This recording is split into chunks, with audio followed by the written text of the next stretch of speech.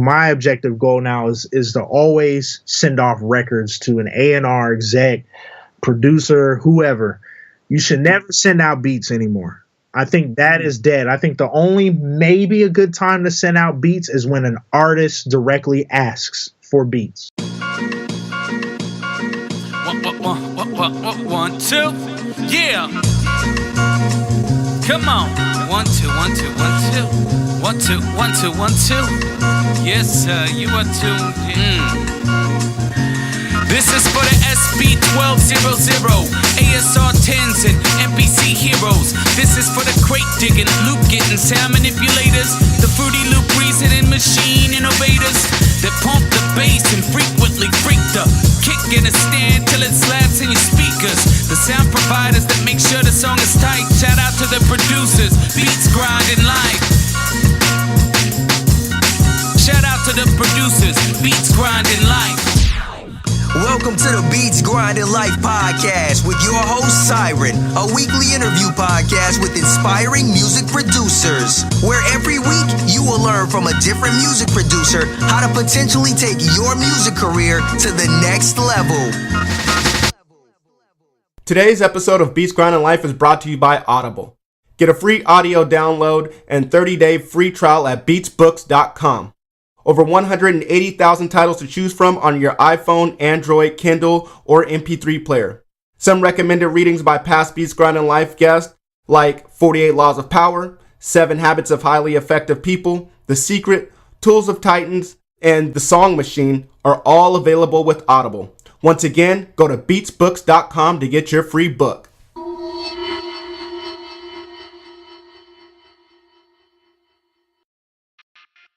What's up, Beat Grinders? This is another episode of Beats Grinding Life. I'm your host, Siren Beats, and with us today we have ReezyTunez.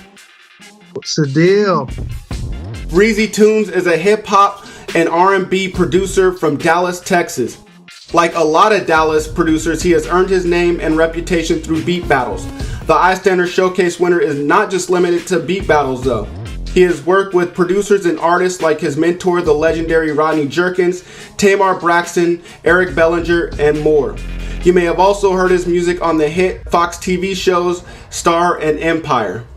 Yo, Reezy, how you doing, my man? Man, I'm doing great, man. And I'm doing really good. Thank you very much for having me on this Beats Grinding Life. This is super dope, man. I appreciate it. Yeah, no doubt, man. Thank you for being a guest on here, man. It's definitely a privilege, man, to see somebody of your stature, you know, I mean, with the credits that you have and they're building, I'm sure, you know, I'm sure that they're building as you go along, you know, it's great to talk to somebody of your stature, man. Man, absolutely. Thank you, man. Dope, man. Well, you know, I just introduced the listeners to you just a little bit, man. Why don't you just expand on that intro and let them know just a little bit more about who you are? Yeah, I mean, like I said, my name is ReezyTunez from Dallas, Texas. Been producing now for a while. Yes, I've been blessed enough to work with Rodney Jerkins, a couple of incredible producers, Sean Hamilton, King Midas, and then of course the artists as well. I was blessed enough to work with Soraya. She's the star off of Empire. She is the Tiana. Okay.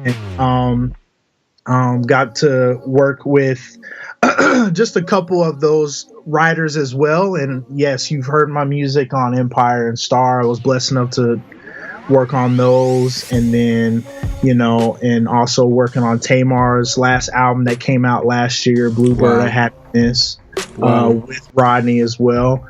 And yeah, man, I mean, I know you said Eric Bellinger. That was a while back. I got to do a mixed record through another producer as well. Mm-hmm. And yeah, it's just God's been good, and a lot of projects are coming out real soon. So, and just trying to keep it moving, you know? yeah, well, definitely no, man. Well, that's what's up, man. I'm glad to hear, you know, about all of your success, all the success that you've had, you know, and we'll definitely be on the lookout for everything that you put out, or that should be coming out here in the near future, man. That's absolutely. That's what's up, man. All right, man. Well, I think I told you this before, we started recording, is that, I got a chance to see you, in the Beast of the Beats in Atlanta about 3 or 4 years ago. And just to see you come up from that point, man, I've definitely been keeping an eye on you, and just to see you, make moves to get to where you are now, man, it's definitely been a pleasure to watch, man. And you're definitely inspiration, not only to me, but I'm sure to other people as well, man. So you got to keep it up, man. That means everything, bro. Oh, dope, man. Yeah, as long as I'm inspiring others, that's the ultimate goal. That's what's up, man. That's what's up. Okay, man. All right, man. Well, here on Beats Grinding Life, man, we always start off with history, man. And you gave us a brief, briefing on who you are, but we want to know, where did it start, man? What made ReezyTunez want to get into music, and what made you want to get into music production? Yeah, so basically it started with my brother. He was going to college at the time, and he came home one day and was like, hey bro, I can create music. And I'm like, okay, yeah, anybody can record to an acapella, grab a microphone, plug it into your computer. And he was like, no, I can really create music. So I was like, huh? And then when he opened up the beat software, and of course it was Reason at the time, it was Reason 1.0. And he started clicking away, and he had this little 25 keyboard, and from there I was like, what? Okay. This is crazy. Because I always I grew up in a house where I loved hip hop music, but I couldn't listen to it because, parental advisory, parents are like, nah. But they were smart enough at the time to buy the promo CDs. So the promo CDs only had the instrumentals on it. Right. So all I can listen to was the instrumental. So I would always analyze a song first based off its instrumental. Okay. I didn't even really care much for the lyrics because, I didn't really pay attention to it.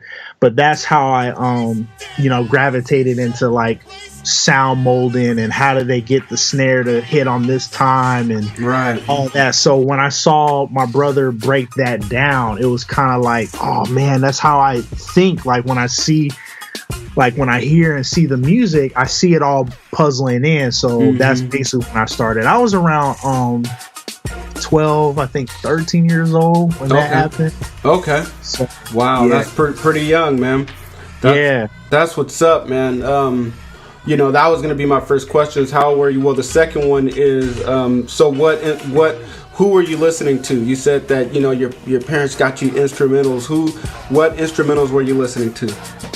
Yeah, of course, like I was listening to a lot of funk music in the house and a lot of R&B. I can remember, like, of course, like my dad would put me on Earth, Wind & Fire, Luther Vandross, stuff like that. And then, of course, Quincy Jones. Michael Jackson was one of the biggest things we always listen to on a Saturday morning while we're cleaning the house.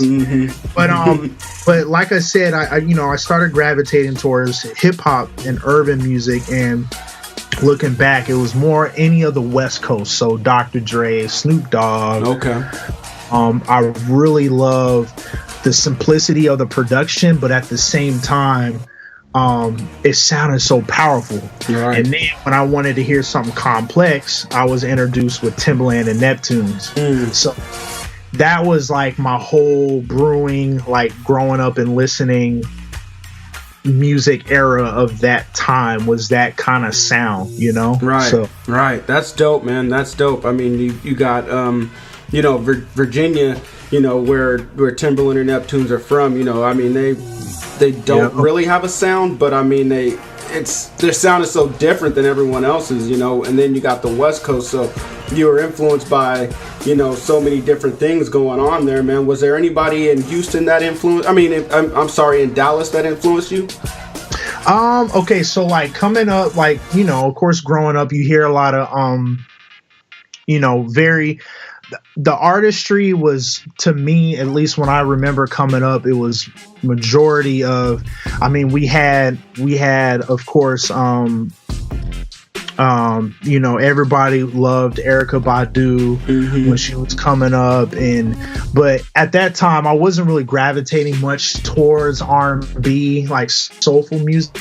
Right. So it was really just the hip hop and the rap. But what I can remember is just really listening to it was really dance music at the time in Dallas, and for the longest time we had a really great run, and I you know, that was going well. We had, you know, called DSR.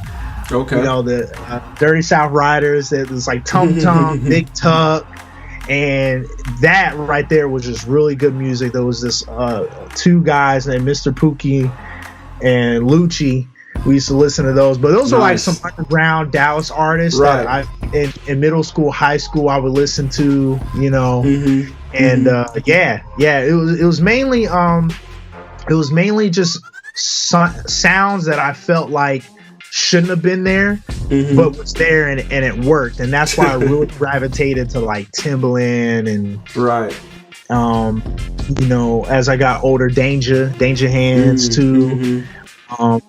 You know, those producers and Neptunes, because they use these weird sounds, but like I'm like, man, how did they get away with that? And it sounds so crazy. So that's what I was really gravitated with. So. Right. I feel the same way, man. I mean, you know, the sounds that Timberland would use and Neptunes, it just did not make sense, but it made sense at the same time. You know, it's like exactly. You know, what would make you think of putting all these sounds together, and all you could do is just have that nasty.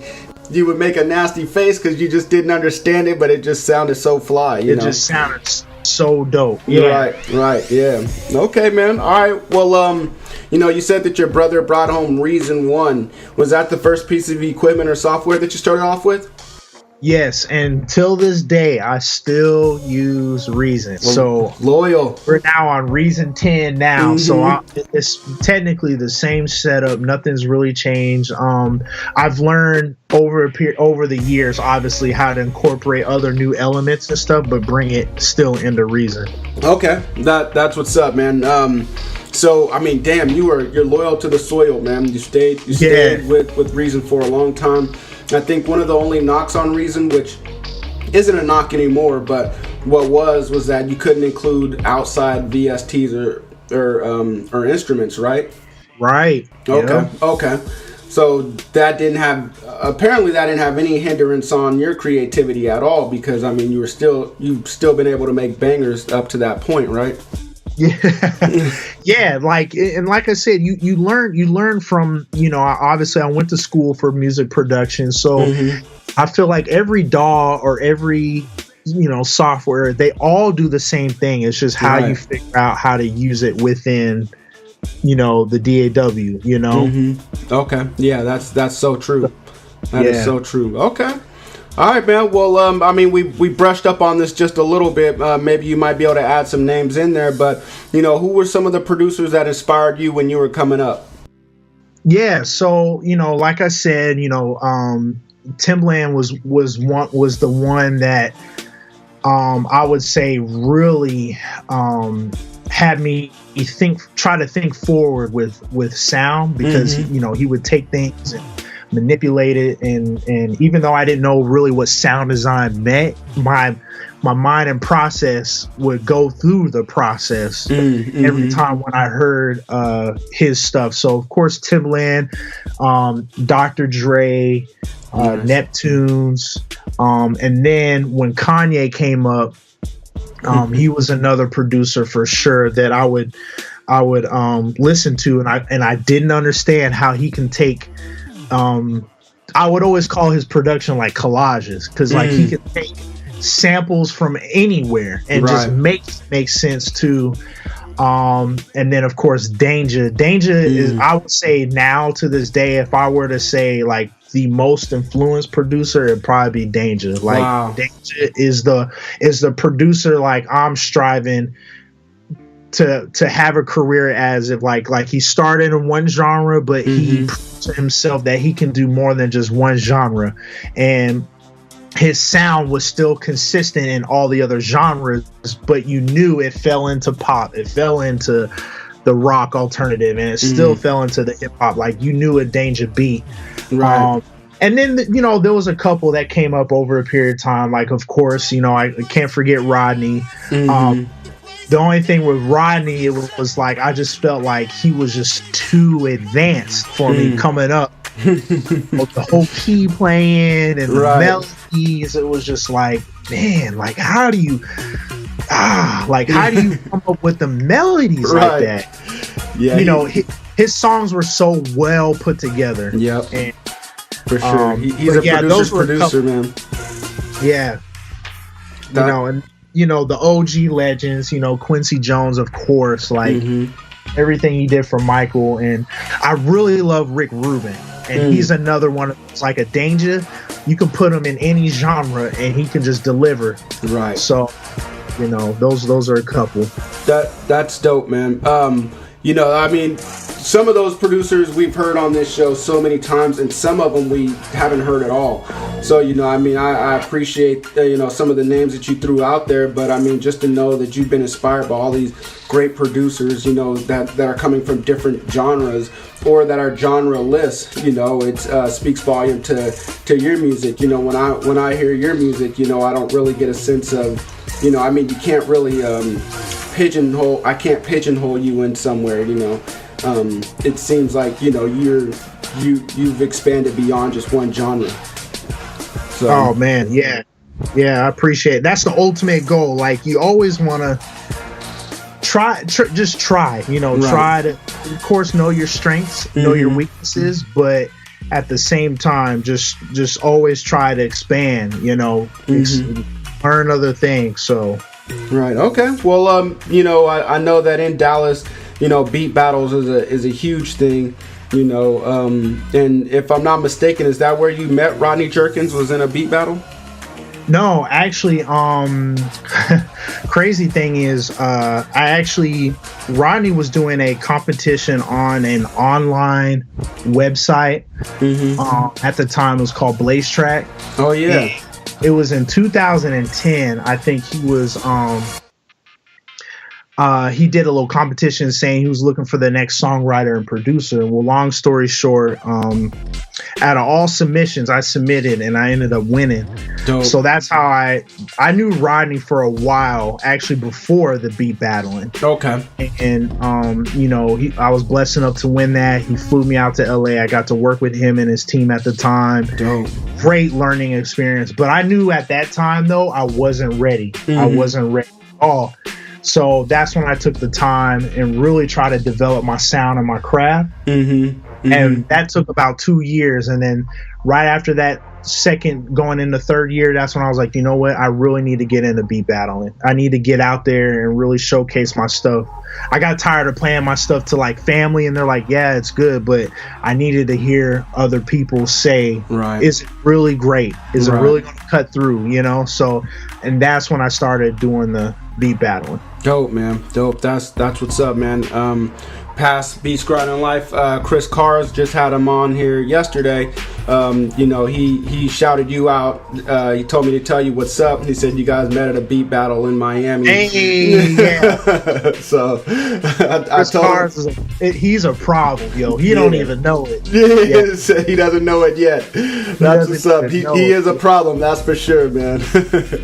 He's super dope. Yeah, big shout out to Chris, man. Yeah, no doubt, man. No doubt. Okay, man. Well, we're having a great time here, but that's not what Beats Grinding Life is all about, unfortunately. We have to take it to the dark side, man. We have to take it to we got to take it to the failures. We got to take it to the setbacks, because that's where we learn. We learn when we make mistakes, man. And so I want to know, what's a big failure or setback that you've had in your career that you were able to bounce back from and learn from?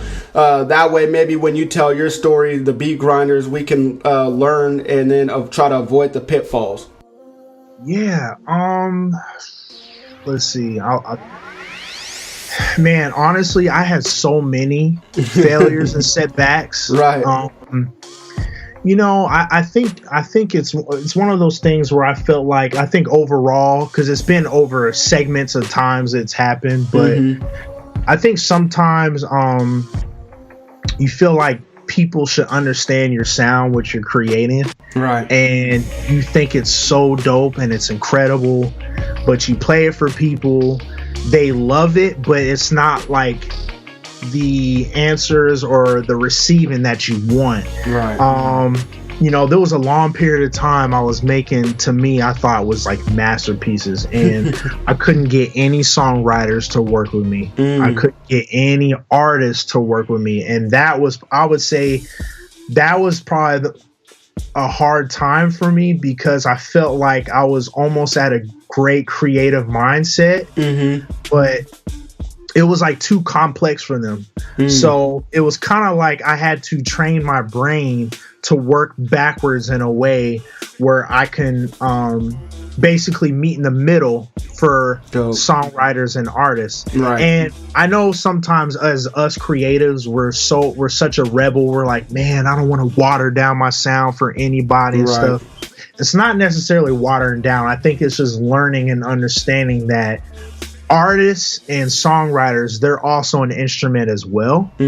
So you gotta leave them room when it comes to creating stuff, and you gotta make sure whatever sound you're making, it makes sense. Like, a lot of people may not get it, but you gotta make something where people will understand and get it, and then maybe later on in the process you can add, you know, those crazy sounds. And another thing I've learned too is finding an artist who does get your sound. Right. Luckily, I've been blessed, and big shout out to you know, now I have an incredible team now.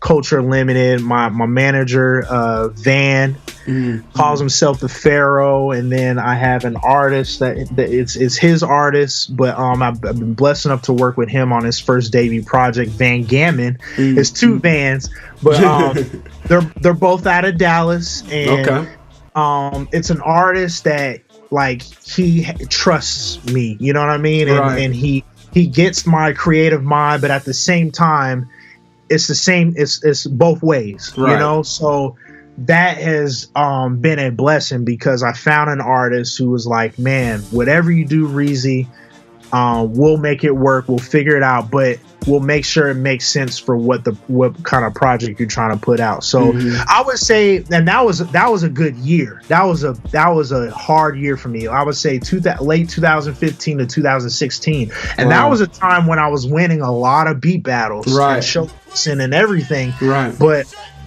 I think I was starting to get labeled as a beat battlist, beat maker, when I knew I was more than that. Like, I was like, no, I've worked with people who make records. Like, that's what I'm trying to be. That's who I am. Those are my influences. And for you guys to say, man, he's only dope at making beats, but he can't do this, that was a hard time for me. So I guess that would be the ultimate setback, you know. And I went through a series of that, you know. So wow, man. I mean, around that time, I heard some of your music, and I thought it was great music, you know.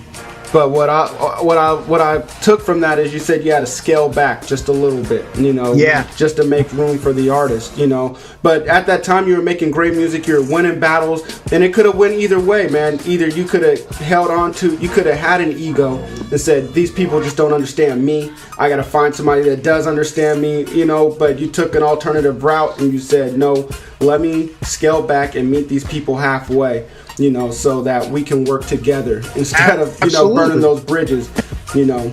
So that's what's up, man. Like, I also feel like, too, just to add on to that, like with the ego thing, I think at times it's good to have an ego, because it keeps you hungry, it keeps you stay creative, your drive is enhanced, like you want to keep pushing, but you also have to tame that ego. Right. So, you know, there's times where the ego can really be your enemy. Like, at times we sit in the room and we're like, man, how did that producer win? Or how did that producer get that placement? How did, you know, I was talking to, I would say, another great mentor of mine. Big shout out to Teresa. Teresa is S1's wife. Yeah, shout out to her. we just had a conversation about that, and she was like, Reezy, you can't dwell on that. And sometimes your ego does get in a little bit where it's like, man, I should have made that project. But the time you're thinking about that, you can't dwell and think about that, because you're missing out on so many opportunities, and all you're doing is just being hard on yourself, and you're hurting yourself. So sometimes it's good to have an ego, because it keeps keeps you innovative. You want to create, you want to be the new sound, but at times you got to keep it tame. Wow, man, that sounds like a skill. I mean, it sounds like it's not, doesn't sound like it's something that's easy, because some people are ego driven, and some people don't have enough of it, and so it seems like it's a skill that you have to kind of just turn a knob on your ego, I guess. Turn it up and turn it down. Know when to do it, know when to do it. Exactly. Dope, man. That's awesome, man. Well, that's a gem right there. I'm sure beat grinders, you guys can definitely learn from what Reezy just said. I know I can. I don't turn that ego up enough sometimes, so I definitely need to dial up on that knob. So thank you for that, man. That's dope, man. I never looked at it that way. Yeah, absolutely. Okay, man. Well, let's hop to the other side, man. I want to know, what's the greatest moment that you've had in your career? What would you consider your crowning achievement? Oh, man. Well, I would have to say, obviously my first placement, which was now about a year and a half ago. Crazy story. I'll try to sum it up quick, but basically my wife got that placement for me. Wow. So if it wasn't for her, I probably wouldn't have my self-employed career right now as a producer right now. Wow. She's a keeper. She is a keeper. I tell you, any producers who have a significant other, wife, fiance, boyfriend, girlfriend, whatever, always keep them involved, because and want to keep them involved, because they can always be in helping hand at any given time, and any constructive criticism they can give you, take it in, learn from it. There was a time where Rodney Jerkins called me, and he called me at my job, and he literally told me, he said, Reezy, listen to me, you cannot think you can get these placements if you're only sending me 2 or 3 ideas right before a deadline. He's like, you gotta work harder, you're not sacrificing enough. Wow. And of course, here comes the ego thing, right? I go, in my head, I'm like, man, I'm sacrificing enough. Like, I'm stepping out of work just to talk to you, and da-da-da-da. And he just said, listen, I have the door open for you. Your problem is you don't want to walk through it. And realize and figure out how to walk through it. He's like, Reezy, you're talented. You can do it. You can do this. And ever since that conversation, I was like, you know what? I got to figure this out. So what I did, I uploaded over like 30-something beats and ideas, roughs, whatever, on a Dropbox. And long story short, I had to basically give him an invite to the folder. And 2 weeks later, he gave me a phone call and said, hey, if you can get me this record to me within the next 2 hours, I might got you your first placement. Wow. Of course, who sent that record over? My wife. Really? Wow. Yes. Yeah. Over a period of time, I showed her how to send stems, and so I never ran into a situation like that. And if I wasn't at the house or working, at least she knew how to stem a beat out and send it off. So I walked her through it. She stemmed out the beat. She put the tempo in there. We transferred, sent it to the email, got it right in time. Damn. And it got there, and then a week and a half later, he called. He said, hey, I'm about to go into this meeting, but I want to let you know I got you your first placement. Ooh. So big props to the wife, Damn. What was the placement? It was the Empire. Wow. I got you. And the crazy thing is, it was the first placement with all 3 of the main characters. That's awesome. I would say that was probably the best achievement. Wow, man, that's a dope story right there, man. There's a lot to take in right there. The one thing that stands out to me is there's a whole bunch of stands out, but the fact that you taught your wife, how to stem out beats, how to send beats. I mean, that's just for a situation like this where you're not at home able to do it. I mean, that's thinking ahead. That's being prepared, man. That's awesome, man. I'm gonna have to do the same with my wife now. I'm gonna have to get her in here. I'm telling you, man, the extra helping hand, it's gonna help. It works. God, the timing and everything works in incredible ways when you got help. So right. Damn, man. That's why I said always keep them involved, man. Yep. That's awesome, man. And then just the fact, with with Rodney Jerkins saying that you weren't sacrificing enough. You thought you were, but he saw something else in you, Exactly. And then, you got to set that ego to the side, and step it up another level. Can you go into detail on what you had to step up? I mean, I think you may have said it actually, just send more beats. Was that the one? Was that the only thing that you needed to do in order to get to that next level? It was basically, it was kind of like you just gotta want it. Like, right. you gotta want what you want to do. And to my eyes, I was like, yeah, I want it, duh, But Right. to him, it's like, nah, Reezy, you gotta pull harder. You gotta push harder. You gotta. He goes, and you got it. He kept telling me, you have it. Right. Like, you got it. You just need to dig deeper and figure out what you need to do. And you gotta sacrifice more. You gotta sacrifice in this game.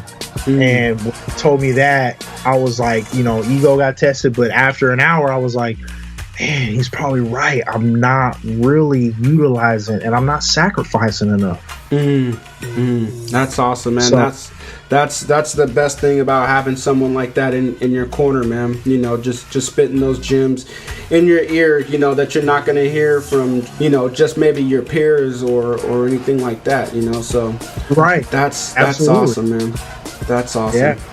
All right, man. Well, here on Beats Grinding Life, we're striving for greatness. I know that you're doing the same. You're striving for greatness. You're a lot further than a lot of us listening right now. So we want to know, what do you do in a typical day? So that way maybe we can mold our day after yours and just become as great as you are. Yeah. Okay. So I think the most important thing is to I feel like every producer, writer, artist, if they're chiming in and listening, you should always have a whiteboard, and that whiteboard should have a series of objectives, like what you want to accomplish either throughout the week or within a certain deadline. It can be anything you want to set. I'm a firm believer of, if you write something down and it's achievable, you will progress a lot. Right. And I mean that by, it can be a small goal, like, like a typical Monday for me. I usually take Monday and Tuesday as a sound design day. So I'm looking through sounds. I'm looking through old drum kits. I'm going through Splice. I'm creating just new drums, new synths. I'm not making any beats or ideas. Those are 2 days I'm really just challenging myself to sound design, make sounds, whatever. Nice. And then Wednesday through Friday, I usually take that time and challenge myself and use those new sounds that I created on some ideas. Nice. So that way it's teaching me, like, hey, use what you have or use what you created. And if they're great enough to keep, put them in a folder. Now you got your own drum kit, you got your own sound, you're developing your own, Right. And if they're not good, just throw them away. Dope. Right. So I do that, and then that would be my typical Monday and Tuesday. And then Wednesday, of course, I'll have an Wednesday through Friday, I'll have an objective where, make 2 solid ideas a day. Okay. And those ideas where it could, not an overproduced beat. Again, we're producing less so we can give it to a songwriter, we can give it to an artist so they can hear or see the vision of what you're trying to create. Nice. And then you send it to an artist or a songwriter if they can write something. Like my objective goal now is to always send off records to an A&R exec, producer, whoever. You should never send out beats anymore. I think that is dead. I think the only maybe a good time to send out beats is when an artist directly asks for beats. Right. But now, most of the time, artists are like, yeah, send me a beat. But they need to have direction. If you're not in the studio with them, it's always good that you have to give them direction. So what I mean by that is, like, it's okay to put a hook on there. Right. Have a songwriter or an artist do a hook, so at least they get the mood, they feel the vibe, and all they want to do is just, man, I need to get to the lab right now, record this. Nice. So that's basically a normal Monday through Friday, and then anything I don't get done as far as like objectives, Saturday is like a makeup day. I'll wake up, I'll try to wake up early, and finish any of those, and then for sure Sunday I just take the day off and recap, spend time with family. I do it all over again. That's awesome, man. That's not a typical day, but a typical week, and that will definitely do, man. I mean, you laid it out there for us. I mean, I can definitely take some of those and incorporate those into my week. Sometimes I'm wondering how can I structure my week, and that will definitely help me. Beat Grinders, I hope it will help you guys as well. That's awesome, man. I love it. 2 days for sound design, 3 days to make beats. Maybe an extra day to catch up, and then you got family time as well. That seems like it's just all balanced out there perfectly. Absolutely, man. I'm loving that, man. Well, thank you for that answer, man. Appreciate it. You're welcome. All right, man. Well, this next portion of the interview, man, we like to call In the Studio. Right now, we can't see what you have in the studio, so the next best thing is this portion where we get to find out what you do in the studio, how you do it, and what you do it with. So you ready? Cool. Let's do it. All right, man. When you first start crafting a beat, do you have a set ritual? Is there anything that you like to do? Do you like to turn down the lights, turn up the lights, open those shades, have coffee, have a drink, smoke? What do you like to do, man? Okay, so I usually get up, and of course, my breakfast, I'll have a breakfast, and then I usually, I always, right before I get into the lab and sit down, I have what is called a Spark. It's like by Avocare. It's like a little energy thing. That's little coffee. Yeah, that's my little coffee, so I drink that. Nice. And then I usually spend about 5 or 10 minutes just, kind of praying, meditating to the Lord. And then after that, I just go right into my sound design template. And then from there, that's when I just go through sounds, Dope. And just start creating that way. Sometimes I'll have like, ESPN up on a corner because I have 2 screens. Nice. So I'll have that up and I'll catch up on highlights or watch YouTube highlights from a previous basketball game or football game. Nice. While I'm creating these sounds. And of course it's muted, so I'm just only watching it so I can hear the sounds. But and then I usually set a timer. I've been really bad with time management. So I would set a timer and I would sound design for at least about an hour and a half. Okay, nice.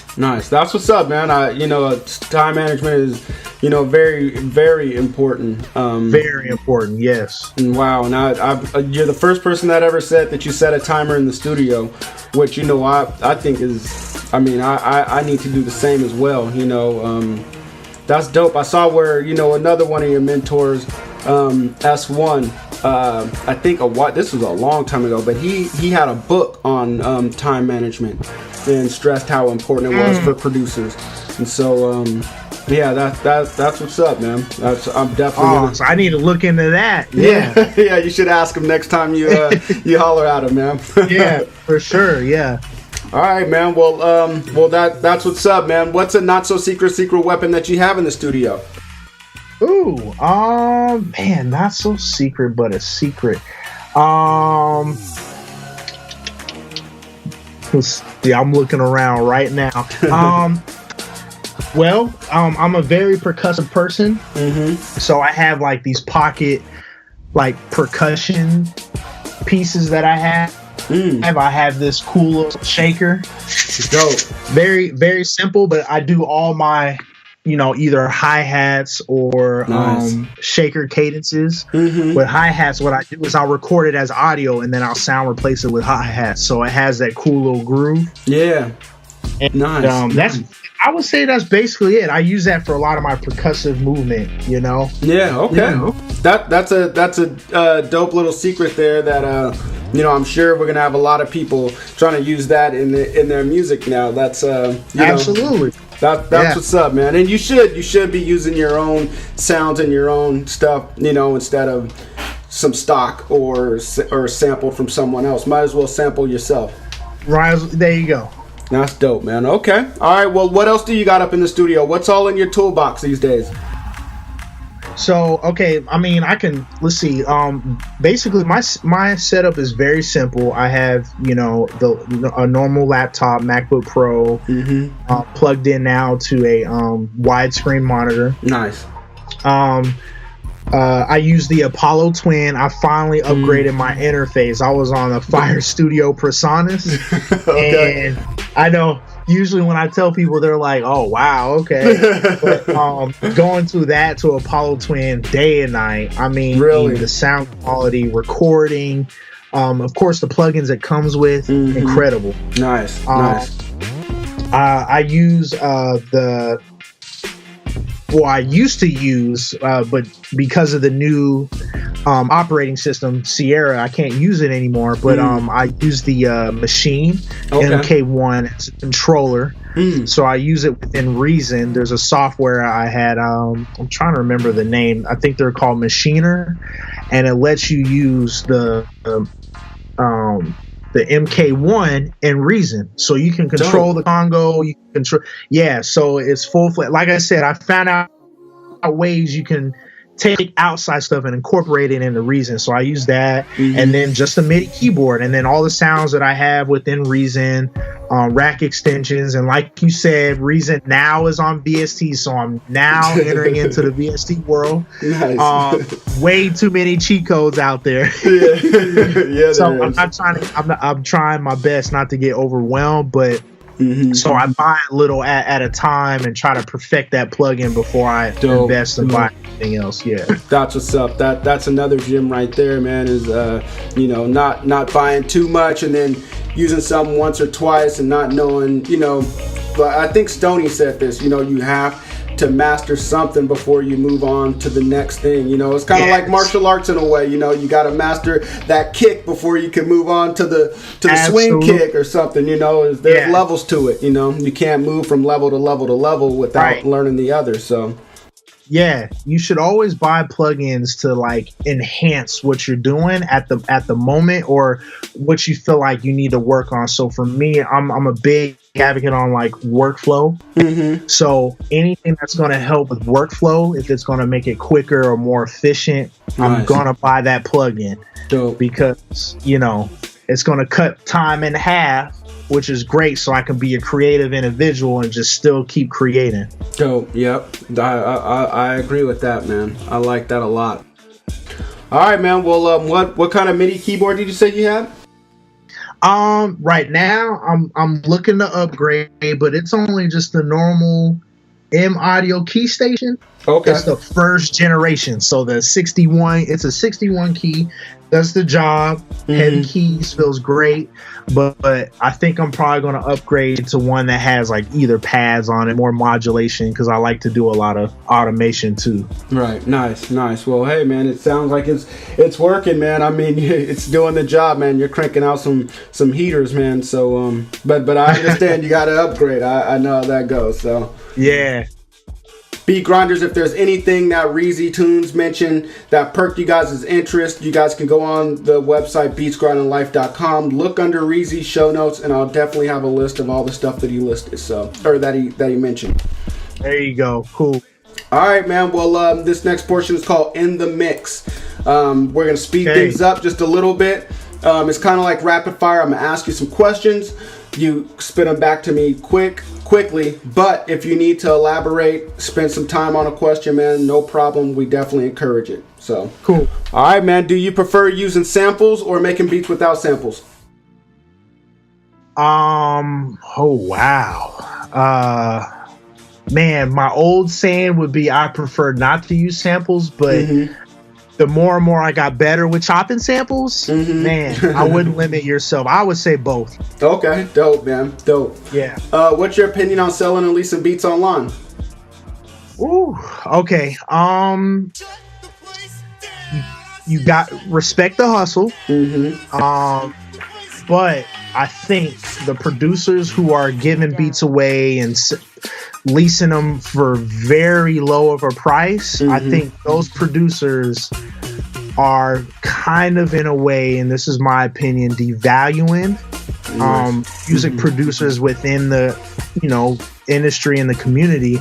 I feel that those producers, if an artist A, B, and C wants to pick up that record and it blows up, I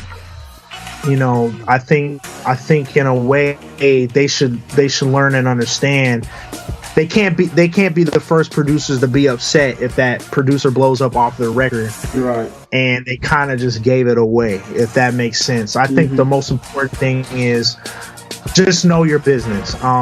Again, I respect the hustle, but I think in a way it's kind of devaluing us producers in general. For sure, man. For sure.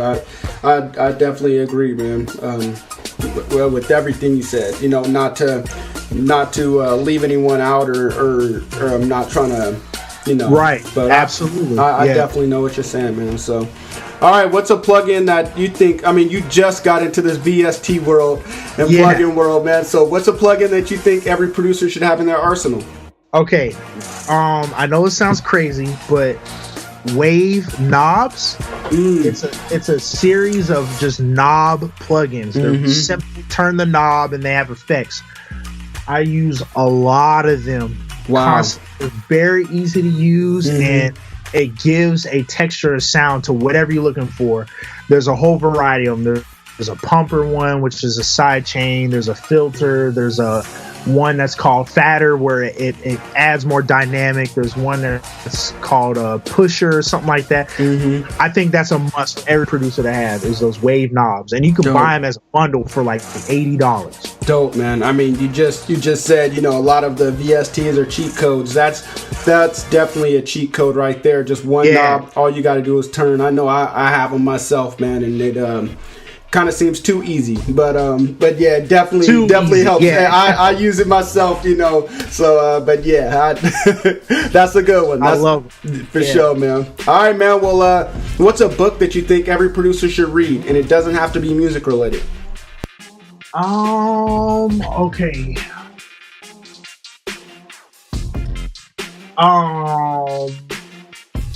There was a book I read in school. It's called Survey of the Music Business. It basically breaks down contracts and agreements, what to avoid, what to look out for. I think it's like a preparation guide for you to know within the music business.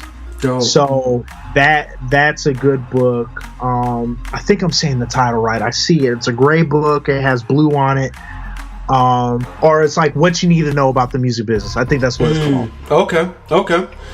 That's a great book. And then another one, no pun intended, I will say big shout out to J Rose. These Beats Ain't Free. Nice. Incredible book. Like it's simple, straight. I had the audio version, so I got to listen to it in the car while I was driving, but very well put together, and you also learn from another perspective of a hustle, with with the beats and his industry, and you can really learn on how he did it and how you can implement it into your blueprint. So I recommend those books. Dope, man. Dope. Those, the first one I'm not really familiar with. The second one I am, but those are two great recommendations, I'm sure, man. I will link them on the website, so you know, if anybody has a problem finding them, I'll definitely have them up on there so you guys can check them out. So yeah. Beat grinders, you know, we all know that, you know, it's crucial to read. That's how you get ahead, not only just in this game, but in life. And unfortunately, producers, we don't have a lot of time to open up a book and bury our faces in there. But now with audible.com, you're able to get an audio book, and you can do that through beatsbooks.com. Just go to beatsbooks.com and get a free audio book when you sign up. Yeah. There you go. Is there an internet resource that you use that you think every producer could benefit from? And when I say internet resource, I mean like a website or a mobile app. Like just to learn as far as production, or just overall for a producer's tool? As a tool. And when I'll give you an example. Like some people, a lot of people say YouTube, some people say Google, some people say Google Calendar on their phone for scheduling. Some people say, what is it? Who sampled? So, I mean, anything. Okay. Okay. So since I am a sound guy, for sure, I will say Splice. Nice. Yeah. That will also, and of course I use Splice. I feel like I use Splice completely different from a lot of people, but, you know, always challenge yourself to, once you start creating, and then once you feel like, man, I need that sound, there's a specific sound I'm looking for. Mm-hmm. It's always great to have Splice. Splice is like a big library. There you go. Mm-hmm. That you can just go. And, you know, there's times I'm like, man, I need a car horn. You type in car horns, there's millions of them. Right. And again, it's all about cutting down time and then enhancing workflow. Right. So I would say Splice for sure. That's a dope one right there, man. And I was going to ask you, how do you use it? Because I know that you say that you use it with sound design. So, I mean, how are you taking those sounds and making them your own sound? Yeah. So, you know, for an example, there's a bunch of different ways I'll do it. So, like from a drum perspective, there might be a loop. I will find like a break beat. I will find off of the thing, and I'm like, man, I love that snare, but I don't really care for the rest. I don't really care for the kick. Mm-hmm. So what I'll do is I'll crop the snare out, and then once I have the snare, I'll run it through. In Reason, I have a drum chain that I created, and I'll run it through that. I'll tweak some of the filtering. I'll enhance the attack, the decay, and then I might pitch it down, pitch it up, and then I'll repaint it as a new audio one shot. And then now I have an enhanced version of what I found. A Splice sounds completely different, and then I'll use that within my, you know, production. That's awesome, man. That's dope right there. Wow. Okay. All right, man. Well, you know, you talked about this earlier, you know, and I feel like we don't need to go back there because it was such a great answer. But this question is, what's your first placement?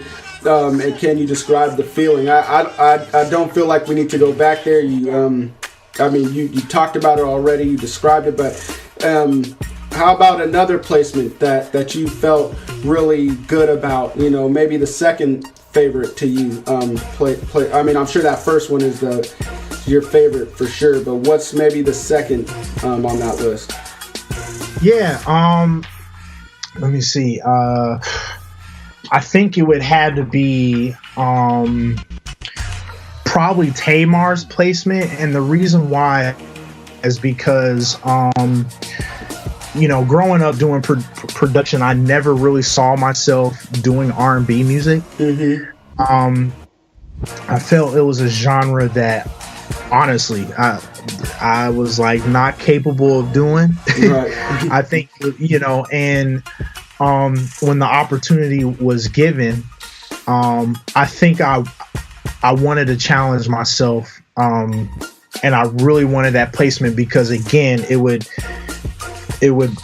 box me in. It would show that I can do R&B, I can do pop, I can do hip hop. I already had Empire placement. If I had an R&B one, that would be great. I still haven't gotten a hip hop one yet, and that's where I grew up, producing. So, but it's great because it shows that I'm really tapping into these different genres, so I would say when I got Tamar's placement, when I found out I made the album, I think that was an incredible feeling because it just showed that I'm slowly birthing into a more versatile producer instead of just being the producer I molded myself, being, so that I would say for sure the Tamar one. Dope, man. That's awesome, man. When did you see yourself making that shift to being a hip-hop producer to just being an overall versatile producer? I mean, was it something that you deliberately sought out, or was it something that or was it just something that happened naturally, like over a period of time you're like, wait, I'm making a lot of different kind of beats here? I think what happened when I first started was introduced to other kinds of music instead of just listening to the Dre's, the M's, just hip hop, right? And the Timbaland Neptunes. I think what really drawed it was when I heard Timbaland Shock Value, and I was like, how do you have this artist on this kind of beat? And it made sense. So then I started researching the other artists. Timbaland would work with artists from overseas, and what's really helped was I worked a lot in retail. So they would play music in the clothing stores, and there was certain songs I was like, okay, I can't deny this. I really like this song. Like, this is good.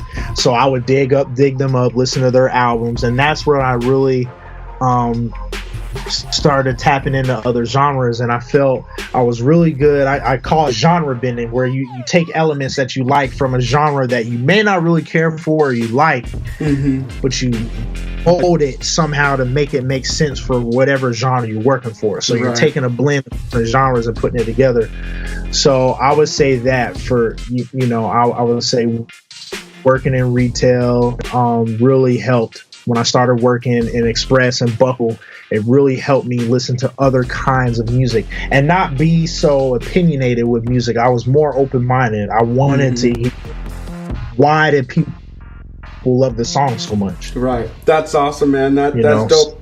I can definitely relate to that. I work in a grocery store now, and they're playing all different kinds of music. Yeah. And, I'm absorbing all of that, while my co-workers are, shunning the music when they're talking bad about it, like, oh, we gotta hear this, we gotta, it's no big deal to me. I can listen to anything except for maybe country and and heavy metal. So absolutely, and I went from a hardcore, I'm not listening to nothing but boom bap, to now I love just about almost every genre of music. Yes, absolutely. That's what's up, man. All right, man. Well, we're talking about, the music that molded you into the producer that you are. Is there an album that you think every producer should listen to? And if so, why? Oh man, this might be a hard. This might be. I would say, I know this is crazy. From a producer's perspective and sound design, I would for sure say Dirty Money, Last Train to Paris. Not crazy at all. Yeah. The Sonics was just crazy, and you can just tell Diddy was like, man, I want the most weirdest. We got to go outer space. There's no boundaries, and right. Another thing too, Rodney was the executive producer for that project. So really, I didn't know that. Yeah, it was really cool hearing how they were in the creative mindset for that. Rodney would tell me he would go in the studio and was like, "Yo, I need you to play the undeniable stuff, like the stuff you gotta pull out of your behind. Of course, he didn't say behind. Right. He was just like, something crazy. I want to hear something crazy. And when you hear that album, it was just craziness. But it was so dope. And I think when I heard that album, I was like, man, I'm not pushing Sonics enough. Wow, man. So I would say for sure, like, that would be an album I would recommend all producers, songwriters too, because how you can write to very different beats and vibes. How did these writers write to those songs? Right. I think that would be a good album to like listen to and just kind of study on. Okay, I'm definitely gonna do that. I haven't heard the album, but I do remember the first single for it, and I remember that was kind of far out there. That was way out there.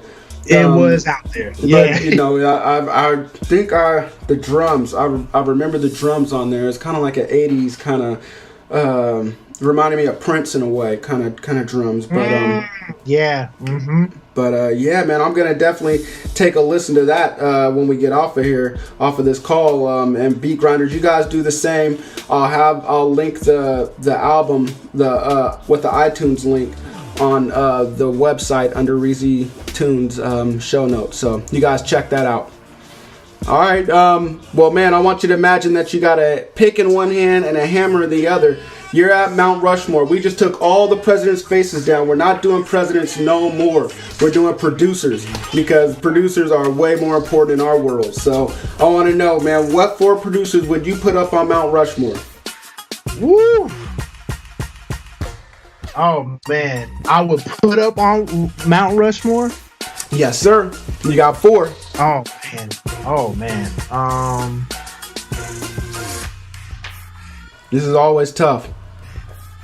Yeah. So 4 producers I would put on the top. Yep. Let me see. Okay, well, I would put oh man, there's so many good ones. It's always tough to narrow it down. Well, I would put Danger. Mm-hmm. Okay. I would put Max Martin. Nice. I would put Max Martin.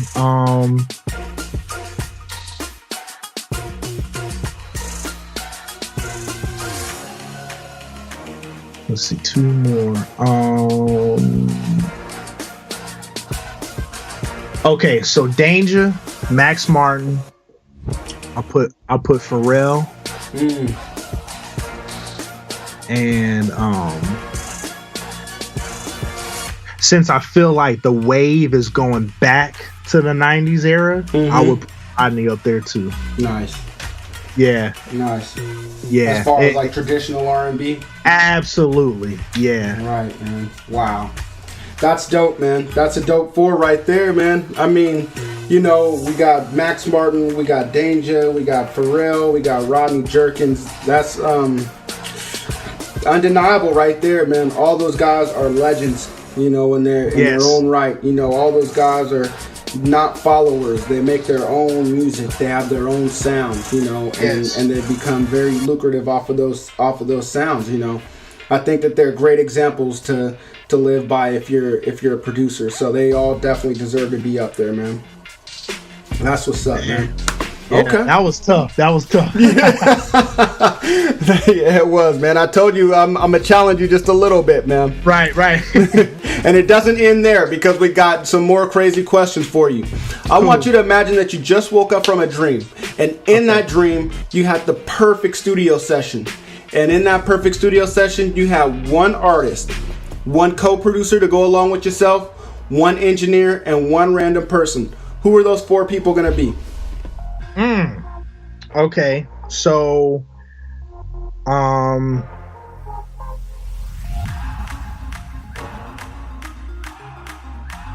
okay, so for sure, engineer, I would have Jimmy Douglas. What has Jimmy Douglas done?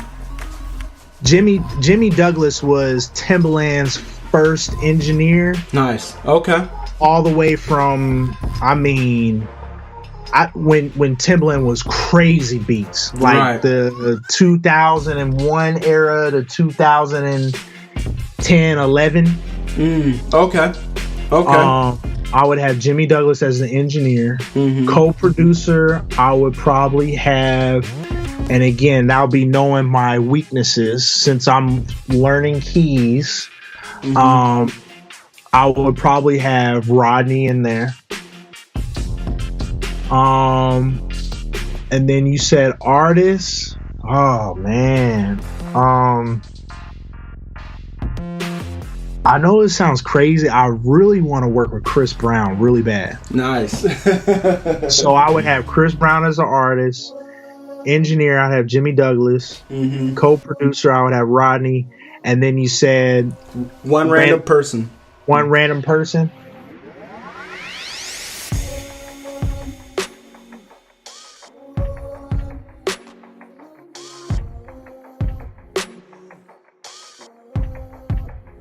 Man,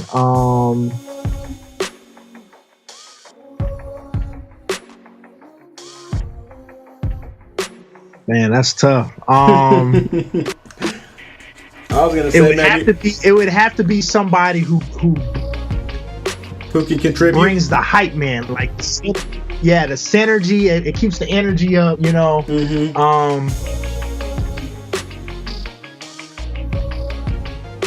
You know what? Who was I'll give you an example of what some other people said when they said they wanted to keep that energy up. There's a lot. It's kind of crazy that multiple people mention this guy, but a lot of people said Kevin Hart. Oh wow! Okay, so that's just an example. You know what? I'm gonna take that. You know what? You know what'd be crazy? What's that? I would have probably Dave Chappelle. Nice. I love that because he's a music guy too.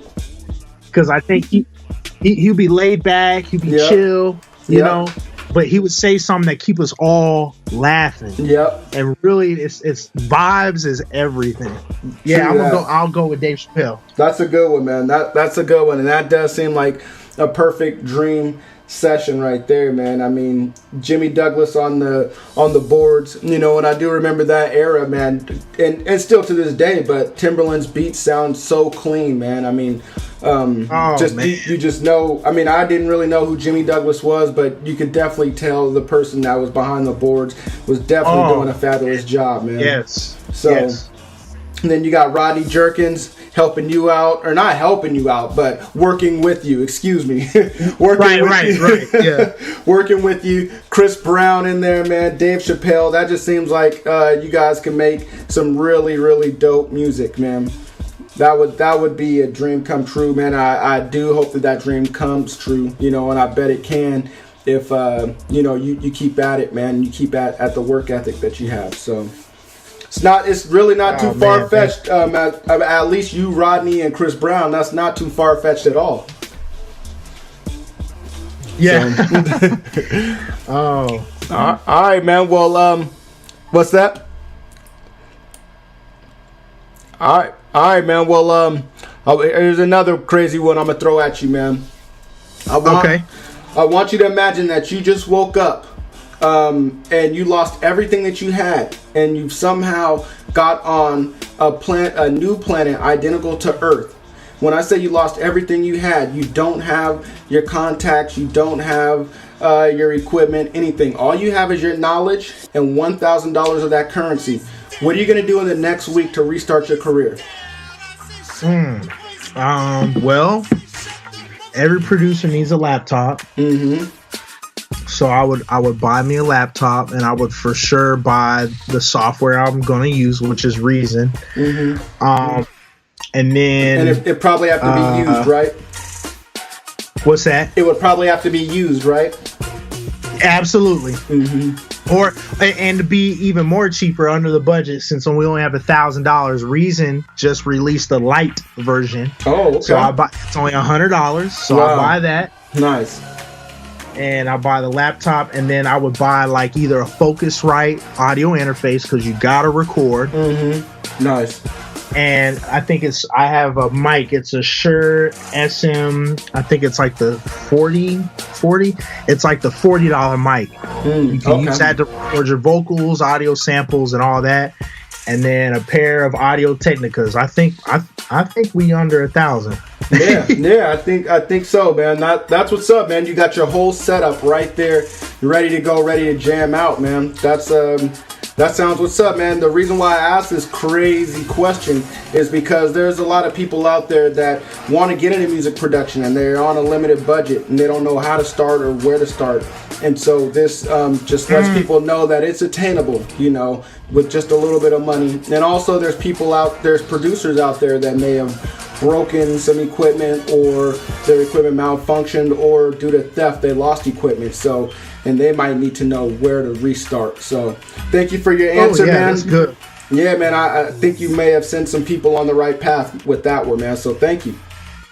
You're welcome. All right, man. Well, I want to know, when it's all said and done, man, and when it's time to wrap it up, man, what do you want your legacy to be, and what does legacy mean to you? Oh, wow. I want my legacy to be, you know, just a incredible, innovative process as a creator. I want to create a sound that's going to be continuous and long, and just in the longevity world. I want people to gravitate to the art, but it spreads all across the masses. And at the same time, in a way, just kind of be still behind the scenes. I don't need to be a celebrity, you know. I don't need to be in the forefront. Now, if I need to be featured on a film or whatever, or music this, I'm cool with that. But I want people to know within my legacy that, you know, Reezy was a very laid back, humble guy. He didn't need to be at the forefront, but the sounds he created was just massive. It moved a lot of people. Dope. I would want my legacy to be on a level like that, for sure. Awesome, man. Awesome. That's what's up, man. I think you're on your way. You're working with the right people to get you there, man. I feel like Rodney Jerkins, I feel like Darkchild is like that. I think a lot of people know his name, you know, maybe not the masses, but the people that know music know his name. But I also feel like he can walk through a grocery store and people not know who he is, you know. But he still made a big impact and everyone knows his music. And so I definitely feel like, you know, you're walking in the right footsteps and you're going to do that. You know, the music that I've heard that you have, you know, is definitely doing that. You know, it's impacting me because it's inspiring me, and I'm sure it's inspiring others. And so, man, I definitely see you living out that legacy, man. Man, thank you very much, bro. No doubt, man. And if you guys do want to see Reezy in the forefront, if you do want to see him on film, definitely go check out Dallas Up. That's a movie that every producer should be watching anyway. So yes, big shout out to Sick With It. Yeah, big shout out to Sick With It, man. That is a dope movie, man, that I've seen twice, and I probably need to watch it again. So yeah, Sick With It did an incredible job. Him and Demo, man, big shout out to them. Dope, man, dope. Okay, all right, man. Well, what's the greatest piece of advice that you've received coming up in this game, and what advice would you have for all the producers listening today?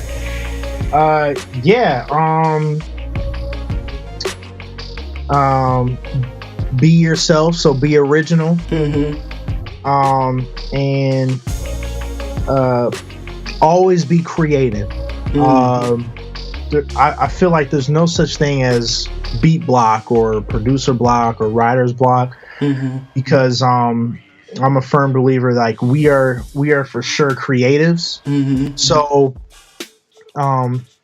it doesn't always have to be creative music. Like maybe you know, go outside and think creatively. You can always think creatively. You can draw. I don't know if anybody's a drawer. Like, you know, just pick up a pen and just start drawing. Like, find something you like to draw and draw. Or build things, do something outside of music creatively. Just always keep creating, thinking of ideas, do voice memos. Nice.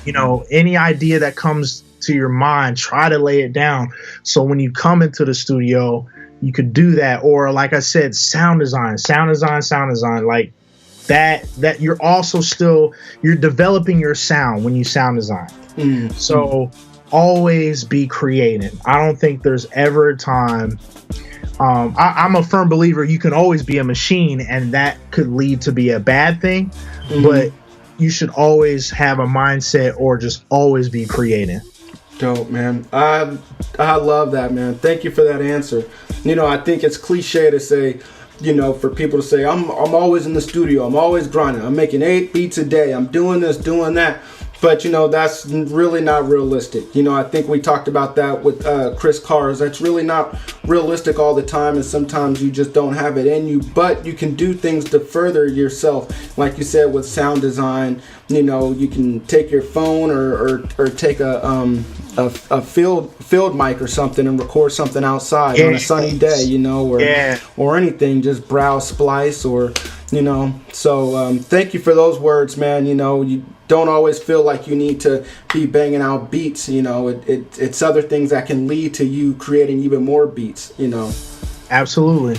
Awesome, man. That's dope, man. Well, you gave a great interview, man. We reached the end here, and I just want to thank you for all the gems that you dropped, man. I'm definitely going to have to listen to this one 2, 3, 4, 5 times with a notepad, man. Write everything down. Man, you inspired me. Beat Grinders, I hope he inspired you as well. If you have any more words for the listeners, man, if you want to let them know what they should be looking out for, what they need to be listening to that you've already put out, and how to contact you if you want to be contacted, man, please let them know. Yeah, so like I said, big shout out to my team that's been supporting me now. Big shout out to Van, aka the Pharaoh, Big Stripling, Van Stripling. He is my manager. You guys go follow him on Twitter and Instagram. Definitely. Let me make sure. I think he changed his Instagram toggle too, but follow him. And then there's an artist I'm working with too. Oh, my bad. I'm sorry. So his Instagram is Pharaoh, PHARAOH_Van. So, and then follow his his brand too, Culture Unlimited LLC. So that's at Culture CULTURE Unlimited LLC. Follow those. That's my management, and working on with an artist that's based out of Dallas. His name is Van Gammon. Super dope. His album is about done, so that's going to come out in a matter of weeks. That'll be his first debut release of his project. So I was blessed enough to executive produce that, so be on the lookout for that. Working with an artist named Cece Frey. She's super dope, super talented. She was on the X Factor back in 2012. And now she's working on her own music.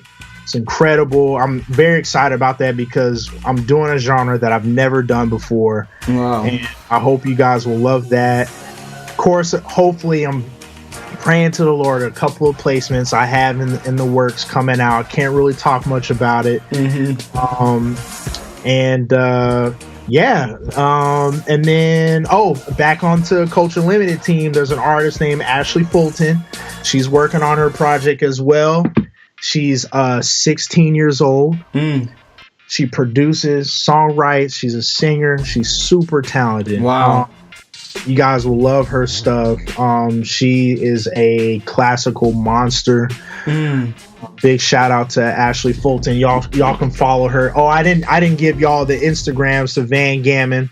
Of course, Van Gammon is just at Van Gammon, so it's VANGAMMON.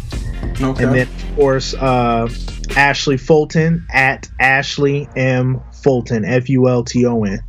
Nice. So that's basically all that. And of course, Star Empire, season 5 is about to be kicking up. So Nice. be on the lookout for that. And of course, that's basically it. I think I got everything. Okay, man. Well, we'll definitely keep an eye out for all of that. I know everybody you just listed, I just followed as you were mentioning their Instagrams. I followed them.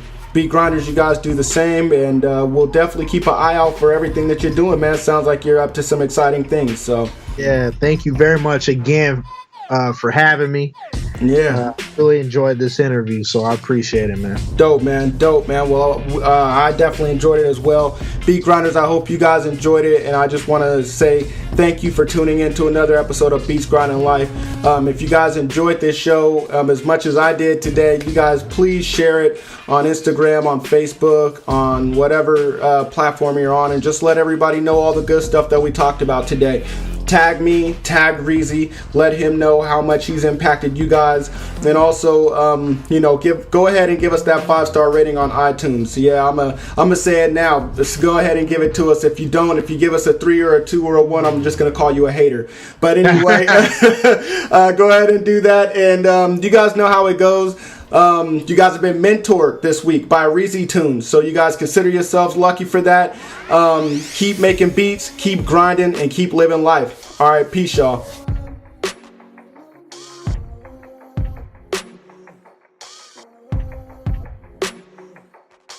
Here at Beats Grinding Life, we want to thank you for listening to another episode. We want to know, what were your biggest takeaways from this interview? Just go to beatsgrindinglife.com and leave a comment on this episode's show notes page. Also, while you are there, go subscribe to the podcast on iTunes. Just click the little button that says subscribe. If you could, please leave a rating and review. Rating and reviews are the best way to show your appreciation because it helps more people find out about the podcast. So until next week's episode, keep grinding.